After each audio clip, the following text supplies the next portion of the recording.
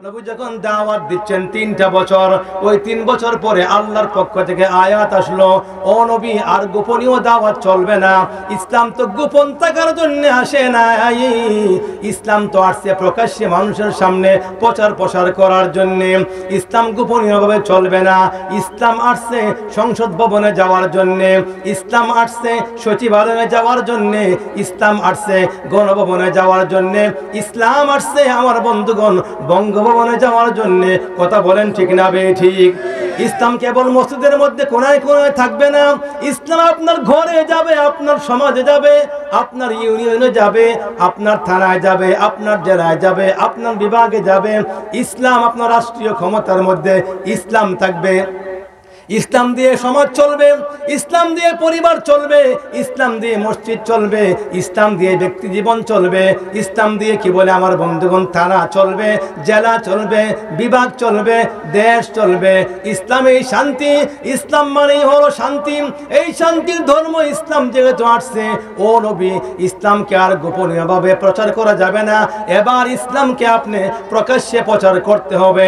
এজন্য আল্লাহ পাক রব্বুল আলামিন আসমান থেকে আয়াত নাজিল করলেন, ফাসদা বিমা তুমারু ওয়া আ'রিদ আনিল মুশরিকিন ইন্না কাফাইনাকাল মুস্তাহজিইন।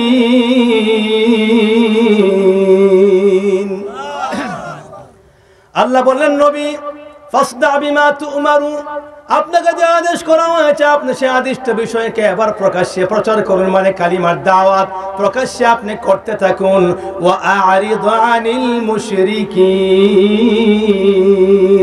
ও নবী আপনি বেঈমান কাফেরদের কথায় কর্ণপাত করবেন না, এদের থেকে প্রয়োজনে আপনি মুখ ফিরিয়ে নেবেন। যে আপনার কালিমার দাওয়াত গ্রহণ করে না, মানতে রাজি হয় না, ওকে বাদ দিয়ে আপনি আরেকজনের কাছে ইসলামের কথাগুলো পৌঁছাইবেন, তবে আর গোপনীয় ভাবে নয়। ও নবী এবার ইসলামের দাওয়াতটা হবে প্রকাশ্যে। ইন্না কাফাইনাকাল মুস্তাহজিইন, বেঈমান কাফেররা হাসি তামসা করবে, বিরুদ্ধাচরণ করবে, যা মন চায় তাই করবে। নবী আপনার কাছে আমি আল্লাহ ফরমান জারি করে দিলাম, ও নবী আর গোপনীয় ইসলাম চলবে না, এবার প্রকাশ্যে ইসলামের দাওয়াত দেওয়া লাগবে। জোরে বলেন আল্লাহু আকবার। প্রকাশ্যে ইসলামের দাওয়াতের আদেশ যখন হয়ে গেল, এবার নবী প্রকাশ্যে ইসলামের দাওয়াত যখন শুরু করেছেন, আবু জেহেল, উতবা, শাইবা, রবিয়া, আস ইবনে ওয়াইলদের মাথা খারাপ হয়ে গেছে। আর এতদিন তো মুহাম্মদ দাওয়াত দিত গোপনীয় ভাবে, এখন তো মুহাম্মদ প্রকাশ্যে দাওয়াত দেওয়া শুরু করেছে। মানুষ তো এবার দলে দলে ইসলামের দিকে আসবে। আমাদেরকে যে মানুষ সম্মান করত, স্যালুট দিত, শ্রদ্ধা করত, আমাদেরকে যে মানুষ খোদা মনে করত, যা বলি তাই শুনতো, এখন তো মানুষ তো আমাদের কথাগুলো আর শুনবে না। এখন কি করা যায়? এজন্য মক্কার বেঈমান কাফেররা আল্লাহ নবীর বিরুদ্ধাচরণ করা শুরু করলো। আমার বন্ধুদের বিরুদ্ধাচরণ কি পরিমাণ করেছে একদিনের বয়ানে শেষ করা সম্ভব নয়, 1 ঘন্টার বয়ানে বলা শেষ করা সম্ভব নয়। সংক্ষিপ্ত হবে কেবল 2 মিনিটে আপনাদেরকে একটু ছোট্ট কথাগুলো শোনাই। আমার বন্ধুগণ তারা কি করত, আল্লাহ নবীকে তারা শিয়াবে আবি তালিবের মধ্যে এক ধরনের জেলখানার মধ্যে বন্দী করে রেখে দিল। আমার বন্ধুগণ নবী যখন বাজারে যান কোনো কিছু কেনাকাটা করার জন্য, নবীর সঙ্গে কেউ কোনো কেনাকাটা করে না, নবীর সাথে কেউ কোনো দ্রব্য বিনিময় করে না। নবী যদি চান যে মক্কার বাজার থেকে 1 কেজি গম কিনে নিয়ে আসবেন, নবীর কাছে কেউ 1 কেজি পরিমাণ গম বিক্রি করতে রাজি হয় না। আরে বিক্রি করবে দূরের কথা, আমার বন্ধু নবীর সাথে কেউ কথাই বলতে রাজি হয় না, লেনদেন করে না। এমন হয়ে গেল নবী যে রাস্তা দিয়ে হাঁটতেন, আবু লাহাবের স্ত্রী, ওই আবু লাহাবের স্ত্রী নবীর রাস্তার মধ্যে কাঁটাগুলো পুঁতে দিত।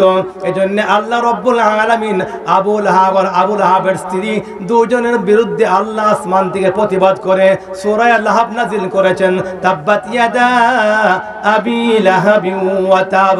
আমার বন্ধুগণ তার মানে হলো আল্লাহ নবী যখন নাকি ইসলামের প্রকাশ্য দাওয়াত দিচ্ছেন, দুশমনির পরিমাণটা বেড়ে গেল।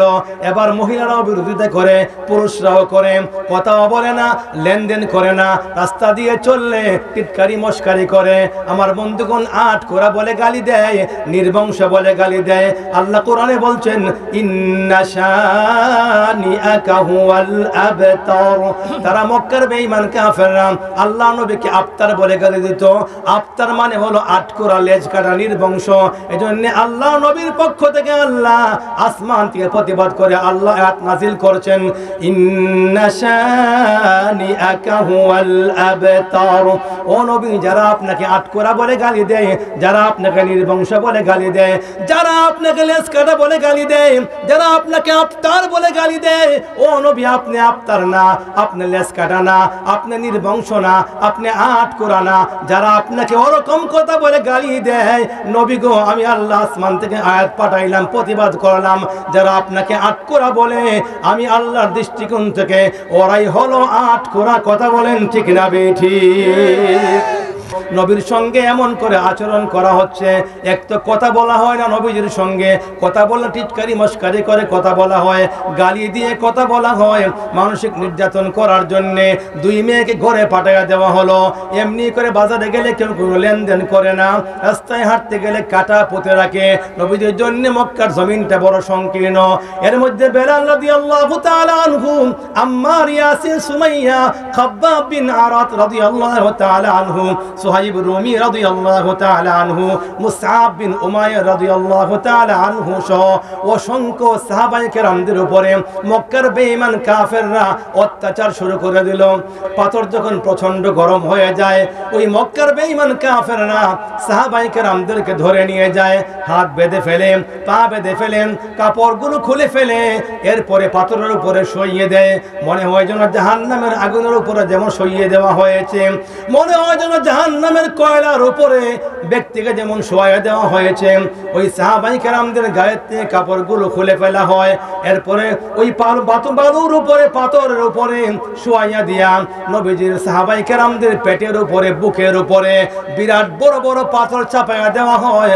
আর বলা হয় ও মুহাম্মদের সাহাবীরা, ও মুহাম্মদের অনুসারীরা, এখনো সময় আছে, মুহাম্মদের কালিমা ছেড়ে দাও। জুড়ে বলেন নাউজুবিল্লাহ।